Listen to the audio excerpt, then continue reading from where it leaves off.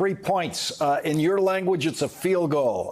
You former NFL player, you just got to get a field goal that Beto O'Rourke couldn't quite pull off 6 years ago. You got to somehow close those 3 points that separated Beto O'Rourke and Cruz 6 years ago. Well, thank you for having me on, Lawrence. I mean, obviously, a lot has changed in those 6 years. Dobbs has come down, and here in Texas, we're dealing with the reality of what a near-total ban on abortion looks like. And it looks like Dr. Austin Dennard, who's my guest to the State of the Union tomorrow, who's a mother of two, who had a much-wanted third pregnancy, got the news that we all hope we don't get, that the pregnancy wasn't viable, and she had to flee our state to get the health care that she needed. And it's outrageous what's happening in our state. And it's also outrageous that we have a senator like Ted Cruz, who's only focused on himself, who, when crisis hits our state, abandons us, who attacks our democracy. We can do so much better than him in Texas, and I know that we're going to cover that gap. And Ted Cruz has never answered the concerns of, a woman like such as you've just described, who's going to be at the State of the Union tomorrow night. He's never said, here's what I think should happen in cases like that. Right.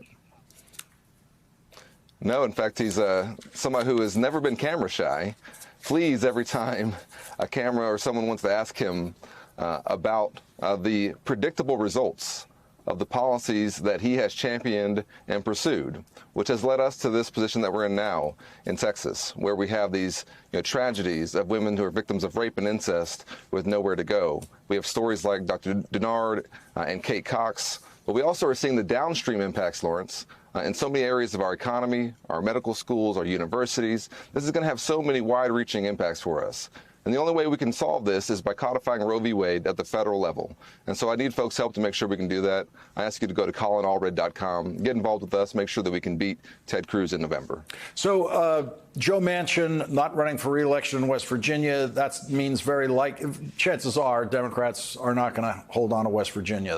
That would take them down to 50. If they lose any other seat that they currently hold, and there's some tough ones to win, they could drop out of power. If you can turn Texas, if you can turn those 3 points, all calculations change, and it would give the Democrats very, very likely at least the 50 that they would need to control the Senate.